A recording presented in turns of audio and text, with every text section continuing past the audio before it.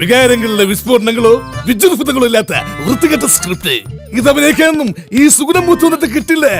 മൊത്തം പൊളിക്കേണ്ടി വരും. ഇങ്ങനെ എഴുതി ഉണ്ടാക്കി വെച്ചൊരു സ്ക്രിപ്റ്റ് ആയിരുന്നു പുഷ്പ 2. ആ സിനിമ നമ്മൾ കാണുമ്പോൾ തന്നെ നമുക്ക് മനസ്സിലാവും ഇതിന്റെ അവസ്ഥ എന്താണെന്നുള്ളത്. ആൻഡ് ഈവൻ ഈ സിനിമയുടെ റിലീസിന് 2 ആഴ്ച മുന്നേ ആയിരുന്നു ഇതിന്റെ ആ ഒരു പാക്കപ്പ് ഒക്കെ പറഞ്ഞിട്ടുള്ള കുറെ പോസ്റ്റുകൾ നമ്മൾ കണ്ടിരുന്നത്. ആൻഡ് ഈവൻ KGFന്റെ ആ ഒരു സക്സസിന്റെ സമയത്ത്, ഈവൻ ചാപ്റ്റർ 2 ഒക്കെ ഇറങ്ങി അത്രയും വലിയൊരു സക്സസ് ആയ സമയത്ത് ഇതിന്റെ ഷൂട്ടിംഗ് നിർത്തിവെക്കുകയും ആ സ്ക്രിപ്റ്റിൽ ഒന്ന് റീവർക്ക് ചെയ്യുകയൊക്കെ ചെയ്തിരുന്നു ഇതിന്റെ ഡയറക്ടറായിട്ടുള്ള സുകുമാർ. ആൻഡ് അതുപോലെ തന്നെ പിന്നീട് എപ്പോഴോ വായിച്ചു കേട്ടൊരു കാര്യമായിരുന്നു, ഈ സിനിമയിലേക്ക് പുതുതായിട്ട് പല സ്റ്റോറി ഐഡിയാസ് അല്ലെങ്കിൽ പെർട്ടിക്കുലർ സീനുകളുടെ ഐഡിയ ഉണ്ടെങ്കിൽ പലരുടെയും നിന്നും അത് ഇൻവൈറ്റ് ചെയ്യുന്നുണ്ട് എന്നുള്ളത്. ആൻഡ് അത്യാവശ്യം നല്ലൊരു ഐഡിയ ആണെങ്കിൽ അത് സിനിമയിൽ ഇൻക്ലൂഡ് ചെയ്യുന്നൊക്കെ പറഞ്ഞ് കേട്ടിരുന്നു. ആൻഡ് പടത്തിന്റെ ട്രെയിലറും എല്ലാം കൂടി കണ്ടപ്പോൾ തന്നെ മനസ്സിലായി ഈ സിനിമയുടെ റിസൾട്ട് ഏകദേശം എന്താവും എന്നുള്ളത്. ആൻഡ് അത് വലിയ അത്ഭുതമൊന്നും ഇല്ലാത്ത പോലെ പടത്തിന്റെ റിസൾട്ട് വിചാരിച്ച പോലെ തന്നെയായി. കാരണം അത്യാവശ്യം നല്ല രീതിയിൽ തന്നെ നല്ലൊരു അസൽ വധം സിനിമ തന്നെയാണ് എടുത്തു വെച്ചിട്ടുള്ളത്. പടത്തിന്റെ ഫസ്റ്റ് പാർട്ട്, അതായത് പുഷ്പ 1 ദ റൈസ് എടുത്തു വെച്ച ആ സമയത്ത്, അല്ലെങ്കിൽ അത് കാണുമ്പോൾ അതിലാകെ എനിക്ക് ഇഷ്ടമായി തോന്നി, എനിക്ക് നല്ല ഒരുവിധം ആളുകൾക്ക് ഇഷ്ടമായി തോന്നിയിരുന്ന ഒരു കാര്യം എന്ന് വെച്ചാൽ അതിൽ അല്ലു അർജുന്റെ ഒരു സ്വാഗ്, എങ്ങനെയാണ് ഒരു രക്തചന്ദന കള്ളക്കടത്തുകാരനായിട്ട് ആൾ മാറുന്നത്, അല്ലെങ്കിൽ ആ ഒരു സിൻഡിക്കേറ്റിന്റെ ടോപ്പ് ലെവലിലേക്ക് ഒരു സാധാരണ കൂലി വർക്കറിൽ നിന്ന് എത്തുന്നത് എന്നുള്ള ഒരു സ്റ്റോറിയാണ്.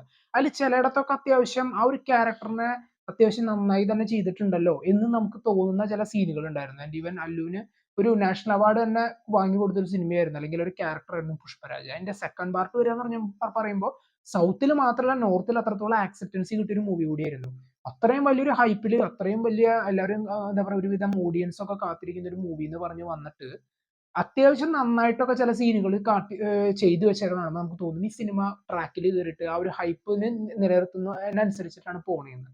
പക്ഷെ പിന്നീട് മുഴുവനും കയ്യിൽ നിന്ന് കളഞ്ഞ്, അല്ലെങ്കിൽ ഈ കുളിപ്പിച്ച് കുട്ടീനെ ഇല്ലാണ്ടാക്കാന്ന് പറയുന്ന ഒരു ഡയലോഗ് ഉണ്ട്, അല്ലെങ്കിൽ ഒരു ചൊല്ലുണ്ടല്ലോ, അത് ശരിക്കും കാണാൻ പറ്റുന്ന ഒരു അവസ്ഥയായിരുന്നു ഈ സിനിമയില്. പടത്തിന്റെ സെക്കൻഡ് ഹാഫിലേക്ക് കയറിയപ്പോൾ മൊത്തം കയ്യിൽ നിന്ന് പോയി. കാരണം കുറെ നമ്മൾ സാധാരണ കണ്ടുവരുന്ന പാസങ്ങളൊക്കെ ഇങ്ങനെ കുത്തിക്കയറ്റി അവസാനം സിനിമയുടെ മൊത്തം നല്ലൊരു കോമഡി സീരിയൽ ലെവലിലേക്ക് സിനിമയെ കൊണ്ടാക്കി, അല്ലെങ്കിൽ കോമഡി സീരിയൽ പോലെ ഈ സിനിമയാക്കി. ഒരു പാൻ ഇന്ത്യൻ കോമഡി സീരിയൽ എന്നുള്ള രീതിയിലായിരുന്നു ഇതിന്റെ ക്ലൈമാക്സും. അതുപോലെ അതിന് മുന്നുള്ള പല ആക്ഷൻ കൊറിയോഗ്രഫി ആയിരുന്നു ഏറ്റവും കോമഡി. പ്രത്യേകിച്ച് ഈ സിനിമയുടെ ക്ലൈമാക്സിലൊക്കെ ഒരു ആക്ഷൻ കൊറിയോഗ്രഫി സെറ്റ് ചെയ്തിട്ടുണ്ട്. ശരിക്കും പറഞ്ഞ് ഇരുന്ന് ചിരിച്ചു പോയി, ഫുൾ തിയേറ്ററിൽ ഇരുന്ന് തന്നെ ചിരിക്കുകയായിരുന്നു. അങ്ങനെയാണ് എടുത്തു വെച്ചിട്ടുള്ളത് ഇതിന്റെ ക്ലൈമാക്സ് ഒക്കെ. അതുപോലെ ഫഹദ് ഫാസിലിന്റെ ഒരു ക്യാരക്ടർ, ഫസ്റ്റ് പാർട്ടിൽ ആ ഒരു ക്യാരക്ടറിന്റെ ഒരു ഇൻട്രൊഡക്ഷൻ ആണ്, പിന്നീടാണ് ഇനി ഉള്ളത് എന്നൊക്കെ പറഞ്ഞ് ബിൽഡപ്പ് കൊടുത്തിട്ട് ഈ സിനിമയിൽ ആ മനുഷ്യനാണ്. അപ്പൊ സത്യം പറഞ്ഞു കഴിഞ്ഞാൽ പാവം തോന്നി, ഈ ഒരു ക്യാരക്ടർ ചെയ്യാനാണല്ലോ അവിടെ പോയിട്ട് സിനിമയിൽ അഭിനയിച്ചേ എന്നുള്ള ഒരു അവസ്ഥയായിരുന്നു ഇടയ്ക്ക്. ആൻഡ് ശ്രീവല്ലി പുഷ്പരാജിന്റെ ആ ഒരു പെർഫോമൻസ് വരുന്ന ചില സീനുകളുണ്ട്, അത്രേ പറയാനുള്ളൂ. പിന്നീട് ഫസ്റ്റ് ഹാഫിലേക്ക് വന്നു കഴിഞ്ഞാൽ അതിൽ കുറച്ച് സീനുകളുണ്ട്, അതായത് പുഷ്പ ഈ ഒരു ലെവലിലേക്ക് എത്തിയതിനു ശേഷം ഉണ്ടാവുന്ന ചില സംഭവങ്ങളും ടേൺ ഓഫ് ഈവൻസും കാണിച്ചു പോകുന്നുണ്ട്. അത് ചിലയിടത്ത് നമുക്ക് തോന്നും ഈ സിനിമയുടെ ആ ഒരു സ്റ്റോറി അത്യാവശ്യം ഇവിടെയൊക്കെ നന്നായിട്ടുണ്ടല്ലോ, ഇനി അങ്ങോട്ട് ഇതേ റേഞ്ചിലായിരിക്കും പോവാന്ന്.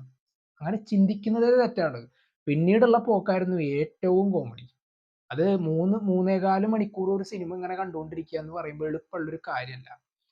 സോ അതുകൊണ്ട് മൊത്തത്തില് നല്ല ഗംഭീര എക്സ്പീരിയൻസ് തന്നെയായിരുന്നു പുഷ്പ 2 ദ റൂൾ. അവസാനം നമ്മൾ ഈ കുമ്പളങ്ങി നൈറ്റ്സില് ബേബി മോൾ എന്ന് പറയുന്ന ഒരു ക്യാരക്ടർ പറയുന്ന ഒരു ഡയലോഗ് ഉണ്ട്, നമ്മൾ മരിച്ചു കിടക്കുമ്പോൾ അതിന്റെ മുകളിൽ റീത്ത് കൊണ്ടുവയ്ക്കുന്ന പോലെ ഉണ്ടെന്ന് പറയില്ലേ, അതുപോലെയായിരുന്നു ഈ സിനിമയുടെ അവസാനം ടെയിൽ എൻഡില് ഇതിന്റെ തേർഡ് പാർട്ട് അനൗൺസ് ചെയ്തിട്ടുണ്ട്. ഗംഭീരമുണ്ട്.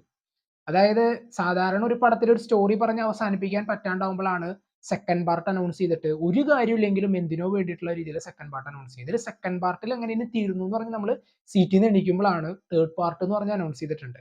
എങ്ങനെയൊക്കെ എവിടെ നിന്നൊക്കെ പല വെറൈറ്റി വില്ലൻസിനെ കൊണ്ടുവരാം എന്നുള്ള രീതിയിൽ ഓരോരുത്തരെ കൊണ്ടുവച്ചിട്ടുണ്ട് ഇതിൽ. എന്താവുമെന്ന് കണ്ടെന്നെ അറിയാം. എന്തായാലും പടം കണ്ടവർ നിങ്ങളുടെ അഭിപ്രായം കമന്റ് ബോക്സിൽ നോട്ട് ചെയ്യുക.